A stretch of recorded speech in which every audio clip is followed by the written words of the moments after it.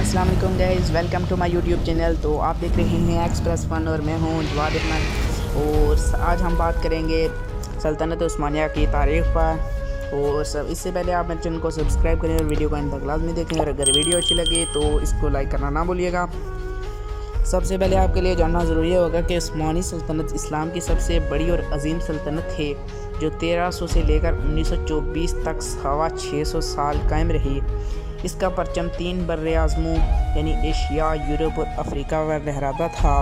تو اس سلطنت پر 37 سلاطین نے حکومت کی، اور آپ جانتے ہوں گے کہ پہلے 8 عثمانی حکمران صرف سلطان تھے، جبکہ 9ویں سلطان سلیم اول سے آخری سلطان عبد المجید ثانی تک خلیفہ کا منصب بھی رکھتے تھے۔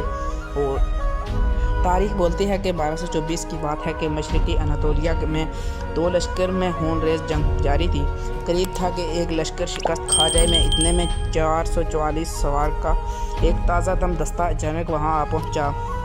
ارطغرل نامی ایک شخص اس دستے کا سالار تھا۔ اس کی سمجھ میں کچھ نہ آیا کہ وہ کس کا ساتھ دے۔ اتنے میں ایک فوج شکست کھاتی ہوئی محسوس ہوئی تو ارطغرل نے دوسری فوج پر حملہ کر دیا۔ اس اچانک حملے سے وہ فوج بھاگ نکلی اور میدان کمزور لشکر کے ہاتھ رہا۔ تو میں آپ کو بتاتا چلوں کہ عثمانی ریاست کا قیام کیسے عمل میں آیا۔ تو یہ وہ کمزور فوج ہے جو سلطان علاء الدین کیقوباد اول سلجوقی کی تھی، اور شکست کھانے والا لشکر تتاریوں کا تھا۔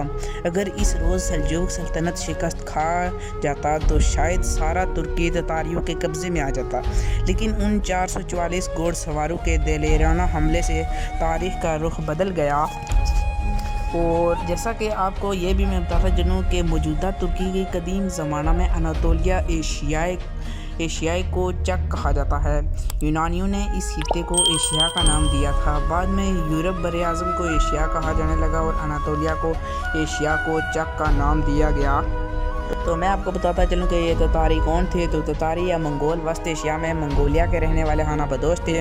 وہ 1217 میں چنگیز خان کی قیادت میں نکلے، اور تھوڑے ہی عرصے میں ان کے لشکر ترکستان، افغانستان، ایران اور ہنگری تک چھا گئے۔ ایک طرف انہوں نے چین فتح کر لیا، دوسری طرف 1258 میں چنگیز خان کے پوتے علاقو خان نے بغداد کی عباسی خلافت کا خاتمہ کر دیا۔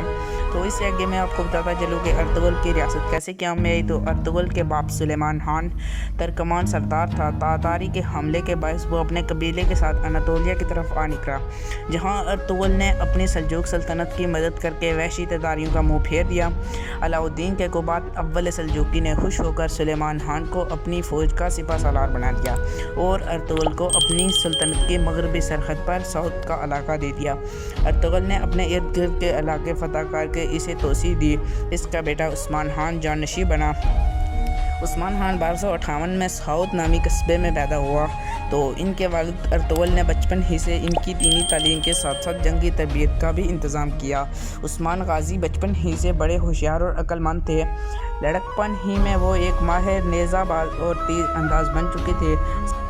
صرف 23 برس کی عمر میں انہیں اپنے قبیلے کا سردار بنا دیا گیا۔